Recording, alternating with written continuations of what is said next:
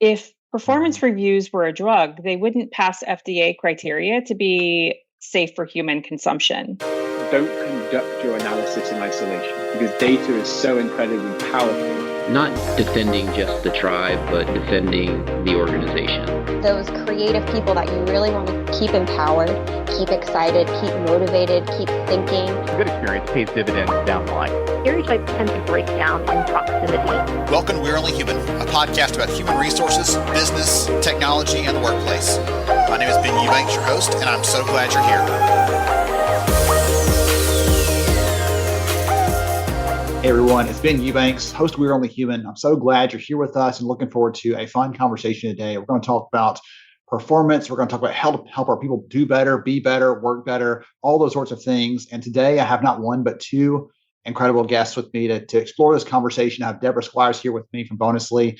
Debra and I have been kicking around these ideas about how to help create better performance at work, how to enable our managers for goodness, over a year now, and it's been so much fun. And I also have Hope Weatherford with me. She's the VP of People at Fountain. And Fountain is one of the key leaders out there in terms of hiring, supporting, and enabling a frontline workforce. So it's going to be a great conversation, and I'm so glad both of you are here. Thank you. Thanks.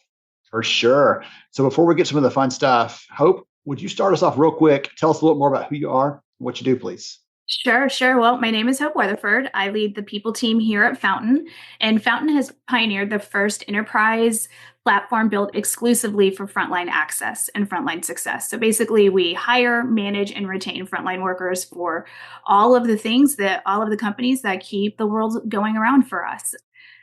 We deliver world-class candidate experience, and I'm super excited to have this conversation today because I've worked extensively in remote and distributed teams, and I bring a different level of insights into how performance management, recognition, how they need to evolve to meet the demands of today's workforce. Excellent. When Hope's not at work, what does she like to do? Oh gosh. Well, lately I have been enjoying house hunting. Oh. So looking to make a move a little bit later once the school year wraps up. Okay. Like a hand-to-hand combat, possibly, depending on the neighborhood you're looking in. Okay. Tremendous. That's true. Yes. I know all too well. All right, Debra, tell us about yourself, please. Awesome. Sure. I'm Debra Squyres. I'm the Chief Customer Officer at Bonusly. Bonusly is the platform that goes beyond recognition to nurture and build the relationships that matter at work, from company to employee, employees with each other, and managers and their teams. I have the good fortune of being responsible for the customer experience here, and that starts in the sales process and runs throughout their entire tenure or life cycle with the company. So my focus is really on ensuring that we're partnering with companies to build a better workplace, to really make work better. I come to this role from a very different background than most customer success leaders. I started my career in the HR space in enterprise HR departments back in the 90s, back when we had file rooms. We were still doing performance reviews the way that we do them today, but we were doing them on paper. So my perspective is really built on my history and my foundation, my roots in HR, helping teams and managers try to bring out the best in their teams. And so it's a real personal passion of mine. Tremendous. Well, I'm glad you're here. Debra, what's your fun facts? You're not in your bio staff audience who's keeping track out there. Let's see. Well, my fun fact would not be that fun would be house hunting. That is like the most stressful thing I can think of. I recently picked up Pilates and I'm really enjoying Pilates. I've added that to kind of my whole wellness and self-care routine. I love to cook and bake. I love to host people, and I love to drink wine. So there, I've got a lot of my passions are focused on food and wine. And then you have Pilates to balance you out. So you've got exactly all the things covered, the circle of life all the way around. Well, again, as I mentioned earlier, I'm so glad both of you are here bringing different perspectives and really helping to shape this conversation. And so we're gonna just kick it off here. Hope I'm going to start with you. What do you think is wrong with the way that most companies are managing performance today? Yeah, I really think, as Debra kind of alluded to, right? It's like we're still doing the same things that we've been doing since people were writing it down on paper. We have amazing technology. We know a lot more about how people interact with each other. We know that the workforce has changed. We know that where people work and how they work has changed. And I'm not sure that we've caught up to it yet. from a performance management perspective, right? A lot of times when you think about like remote work or even hybrid work, you're not getting those daily interactions face to face. And so you may miss some of the things that drive someone's performance. And when you're only looking at this at performance maybe once, maybe twice a year, and having those really thoughtful conversations, feedback that you might have never given comes up then, and it could have been something that was solved a lot earlier. I think when you think about looking backwards, I think that's also a problem, is we're always looking backwards in a traditional performance review kind of setting. And being able to give that real-time feedback obviously makes, so much of a large difference there as well. Obviously, it can help drive performance. It can just change the way that somebody feels about their role. And also, really it allows you to have those motivating kind of conversations to figure out is what's going on? Is this the type of, maybe it's the role that's not the right fit. Maybe it's the person that's not the right fit, but you can solve that before you have to go back and have a number of those conversations at one time, right? And then you're trying to remember like what the heck happened back in March when it's, December. And then I think too, it's really hard for not only the employees, but for the managers as well. It's like really stressful. You have to think back of all the things that you've done, prove your case in some instances, that no matter if you're a manager or employee, I think probably everybody feels that way, in some level. And that's not what the intended outcome of a performance review is. But a lot of times those are the feelings that people walk away from, regardless if they have an amazing performance review or if they have one that they wish would have gone a little bit better.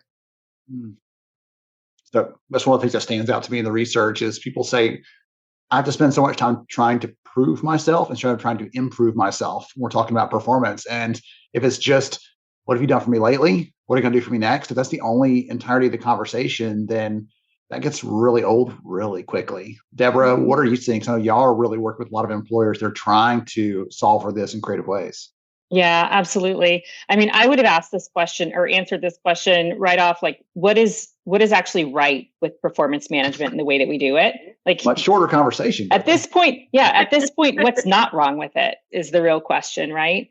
Look, the data shows that only 2% of CHROs believe their performance management process works. And in a third of the cases, traditional performance management actually makes performance worse. So if performance reviews were a drug, they wouldn't pass FDA criteria to be safe for human consumption. We literally are using a process that started in World War I in the 19-teens on the battlefield, where the Army was trying to determine whether they should transfer or discharge soldiers. So it's really not surprising that it doesn't work in the modern workplace in 2025. And so we look at this all wrong.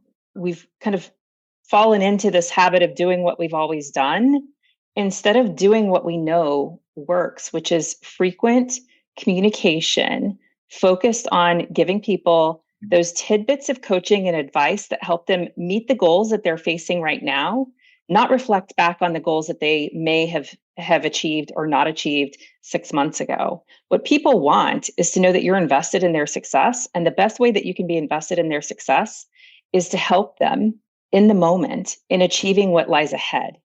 And by really changing the dynamic and focusing on frequent, ongoing communication on the right topics all along the way, it's not just about goals and goal achievement. It's about personal growth. It's about celebrating successes. It's about building that relationship and trust. And that's really what's missing in the workplace, much less the performance management process.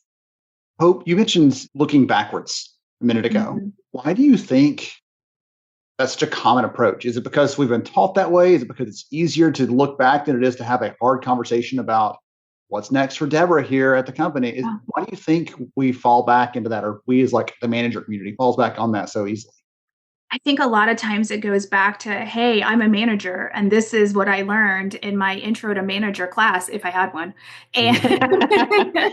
And And I think it is very similar to like what Debra said. This has just been something that's been going on for a number of years. It hasn't evolved into the way that it should be. One of the things I was thinking as Debra was talking, a lot of times, depending on the type of role that you're in or the type of company and just the way that the world's working right now, whatever goal you put in at the beginning of the year, even when you hit your mid-year, it's likely really different. Or the importance has moved, it has shifted to something that you spend, more of your time working on. And then you're going back and being like, let's talk through your 3 goals that you put in. And that for me, that's just like one of those moments where you're like, this goes to show how broken the process is in most cases, because it's not even relevant. And then you're trying to prove yourself. Yes. And then you're trying to go give feedback on something that you never did, but you're like, oh, great job. Or, hey, that didn't work out. It feels like a weird game, if you want to call it that, where when your goals do change, you're like, oh gosh, look at all these great things I've done. That was really accounted for back in January. So none of that's going to count when it comes time for them to look at, did you meet these other goals we set regardless? And so, that's like your incentives are all misaligned with the things you're trying to do day to day. They may give you a high five this month, but at the end of the year, they'll say, well, you were supposed to do that, Hope. Why didn't you actually? Yeah. That I spent 6 months, fixing all these other problems. And so, things shift so quickly in business. And so there's that reality. And the workforce today, we as consumers, we want immediate gratification. We also want immediate feedback or confirmation. And so this arbitrary once a year or twice a year, it serves a purpose. There's a reason that it is conducted. It's just not working. And the reality is you can turn that on its head, take a very much a grounds up approach and accomplish the same thing. And we've all known that it's broken for decades. We just haven't had the solutions, and we haven't really put them out in front of the teams to use in a way that is actually easy and makes it easier for them to show up at their best and to be their best for their team members. Yeah. And, I think, Debra, for me, one of the things that really ties back to being able to have that instant gratification and real-time feedback, it's something that's just, I literally just got a message from my son's school because he found an arrowhead at school, and it's a really big deal. My son came home yesterday and told me about it, and they're on top of getting me that message that I don't know what they're going to do with it, but it's going to go to a museum or something. I'm in Florida. There's lots of them. It's a really big deal for him. And when you think about that, and you think about the way that as you're providing that real-time feedback, you think about the recognition that goes into that. And the recognition piece can completely change the dynamic of how somebody feels when they come to work that day, that week, that month, that hard quarter, maybe a very successful quarter, or maybe one that was a lot harder than you expected it to be. But I think being able to have a space to have the real-time feedback and not have to have something that's a rigid approach to how you do things, but being able to share those just makes for a much happier and honestly, a much more productive team. Well, the reality is that I'm sorry, Ben. You're okay. Go for it. You're fine. I wondered when you kicked this off if you were going to be able to keep us reined in or not. I'd never going to speak again, basically. It's okay. We're good. The reality is recognition is a form of feedback, and recognition, when you do it right, is timely, it's specific, it aligns what you're recognizing to what either the company values are or the company objectives are. Yeah. So you're not only reinforcing for that individual that they should continue on that path, but if you're doing it publicly and being transparent, you're sending that message to each and every team member across the company, which is critical because it surfaces the behaviors and the work that matters. It also creates this visibility for managers with their team members as to what they're actually working on. Because the reality is, as a manager, without some sort of recognition platform that is public, like a Bonusly, where you can see what people are actually getting accolades for, you only see a small sliver of what somebody's working on. So your ability to be effective as a manager is wildly limited in a situation where you don't have public, frequent, very specific recognition that gets shared. So one of the things that reminds me of is I was looking at some of our new data with our team this week, Debra, and he was saying, why do you think Gen Z as a population is more interested in working in offices. Like I thought they would have all wanted the remote stuff. And I said, well, because many of them are early in their career, they need that feedback, they need the support, and many of them don't get that if they're in a remote setting. They don't get the chance for someone to see, hey, course correct a little bit here, or I'm helping develop you for this next role there, or all those other sort of things that wrap around that. They're missing it and they're looking for that. So when you're talking about how it's so varied, it's so different, there's so many different needs, and when managers can't see those things, it creates this negative ripple effect, essentially, down the way. Okay, so I'm making my notes over here, listening to both of you share on some of those things. When you mentioned a ground up approach, being more forward looking, that was part of what Hope had shared. Small course corrections over time, talking about the recognition, the feedback, the little bits and pieces. I know, Deborah, you brought that in. What are other things we can do? Let's say someone out there listening is saying, okay, I'm making a list. I've got a couple things I've got to walk in this conversation with today. Hope and Deborah are professors up here teaching the master class. What are some of the things you need to walk away with as some ideas on how to do it better, and what sort of impacts should they look for? A couple of thoughts. One, there is nothing more important than the relationship between the manager and their team member. And you have to build that relationship grounded in trust. Part of what an employee needs to see is that their manager makes time for them on a recurring basis. And the reason that people typically will reschedule one-on-ones is because they don't have the right structure in those one-on-ones to make them valuable to the manager and to the team member. So my first step is recommending that you have a really strong, well-balanced agenda and a recurring one-on-one. I always recommend weekly. Yes, there are times that there are exceptions, but for the most part, if you took the time to hire somebody and have them on your team, you should give them the privilege and the opportunity to have recurring feedback and investment from you as their leader. There is nothing more important than that. Building the trust, providing the feedback in the moment when they can do something about it to help them achieve their objectives. Balance that with not only the work objectives, but understanding where they want to go in their career, where they want to grow, what they want to learn, so that you can weave that in. And it creates this virtuous cycle. It's like the heartbeat of your work relationship is to keep that regular one-on-one meeting where you can connect and celebrate wins, where you can review where they're struggling, where you can help them get unblocked so that they can succeed, and where you build that relationship. Yeah. One thing I'd add to that is whenever I talk to a new leader, I always remind them that the most important meetings that they'll have that week in any week is the one-on-ones with their teams, right? And everything that you said is 1,000% spot on. The one thing that I always like to add in within the appropriate boundaries, I also like to know what's going on in your life, right? Like, is there other stuff that's causing some level of, stressors that may show up in your work in a little bit of a different way, and just giving them that space to vent or to, just share what's going on, but really being able to have a full view of your employee, understand what motivates them, really understand what they've got going on in other places, and where those areas from a work perspective that they need to get unblocked, or places that they're really excited about learning more about. And sometimes those are the best conversations to have, when you learn that you've got somebody that's really interested in product, and as you learn about them and you learn about like the skills that you see that they don't see, and there's that beautiful match. That's one of the things that I love the most about being a leader, is really being able to make those connections and helping them with the confidence that they need to potentially shift into a very different role than what they ever saw themselves in. So, when I think about one-on-ones, it's more than just that, hey, here's your feedback, here's what you're doing, here's all the things. Like, I'm always thinking about like, how can we help them become more well-rounded as a human? Yep. I would agree with that.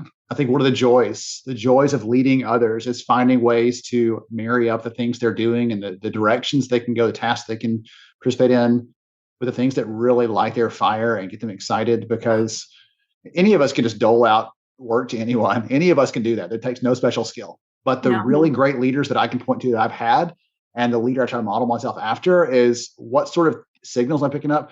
Hey, Deborah's really curious when I talk about the forecast, the budget. You want to sit down when I do this budget and watch how I do it, and sort of gets the inside. Mm-hmm. What's cool to me is that with teams everywhere saying, oh gosh, we're asked to do so much stuff, more with less, we have no budget for this or that. Like, that costs nothing. to say, hey, do you want to come alongside me, sit here for a few minutes, watch what I'm doing, ask questions? It's a development opportunity. And you may find out, hey, next year, Deborah's going to do the first cut of the budget, save me some time. She's going to be thrilled with that new opportunity to try something out.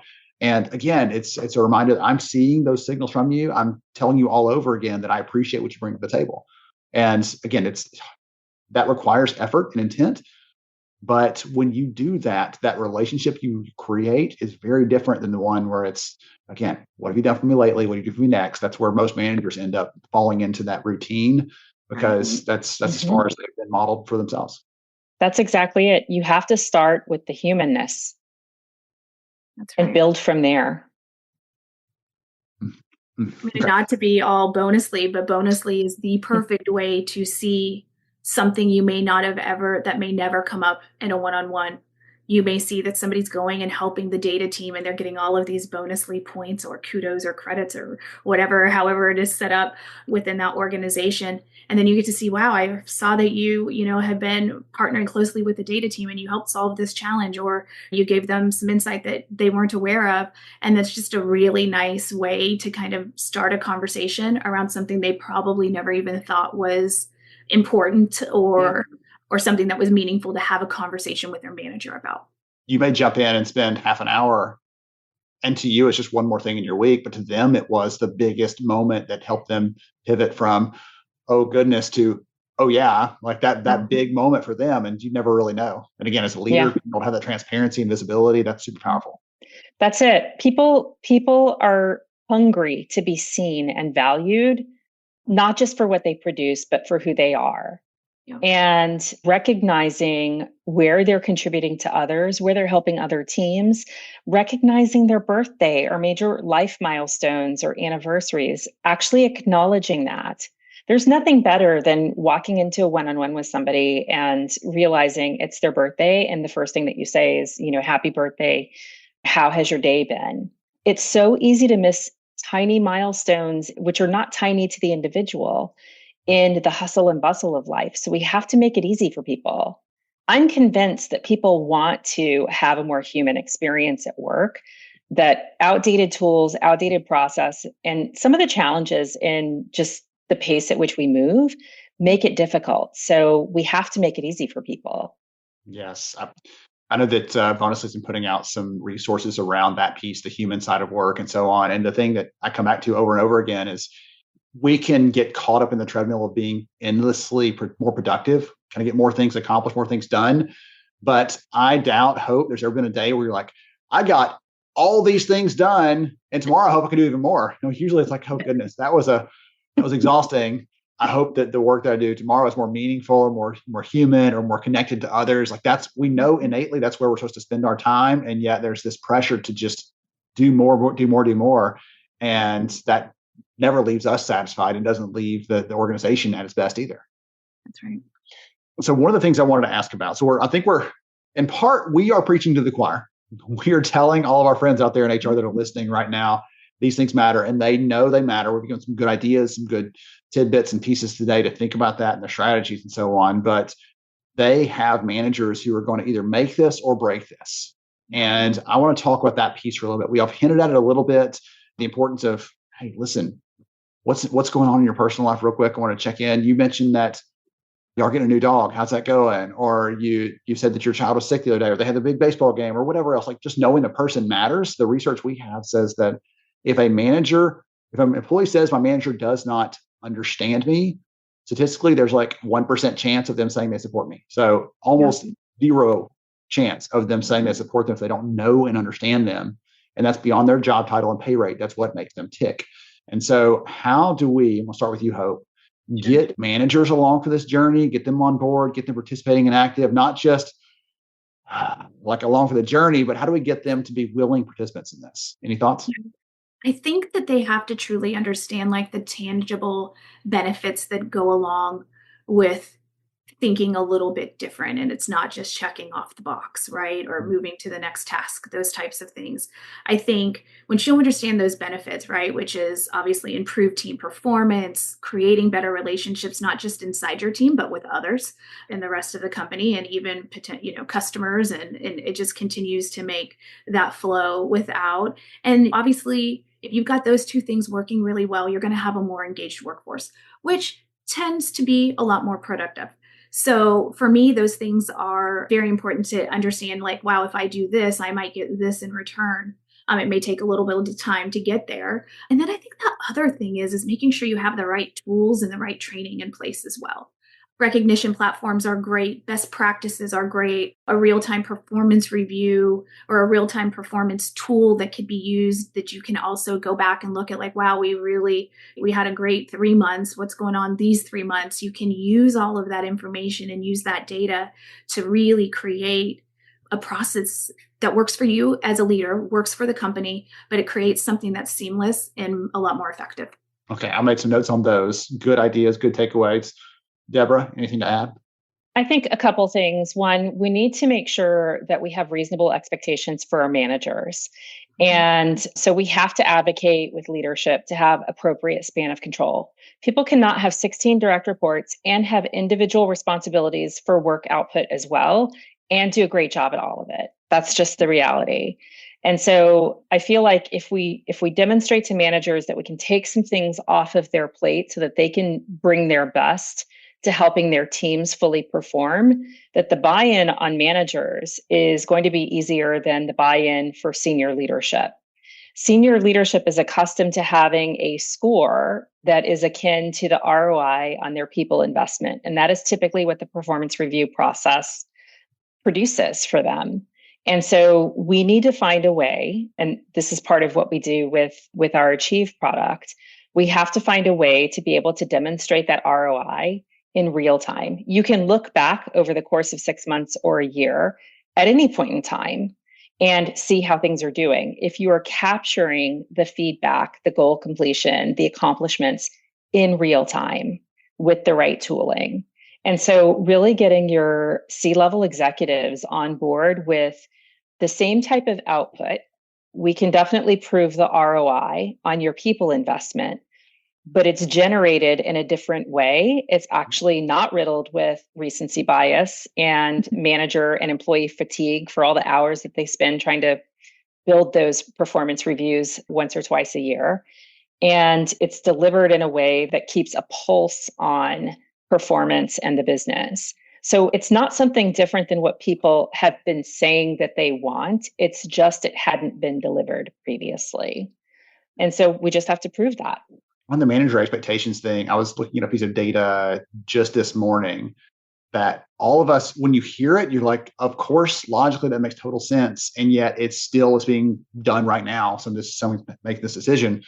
But this researcher looked at different organizations that are cutting out, there's been news stories about cutting out middle managers and trying to make flatter, leaner organizations. What you see is that as manager span of control grows, they have more people that report to them, their workday, their hours starts to tail up in the wrong direction. They're doing more work. And as you're saying, we're expecting more out of them. We're not paying them anymore. We're not helping them. We're not necessarily giving them anything else. It's just good luck managing more people. Yeah. And that's a recipe for failure. They're going to struggle with that. It is, for sure.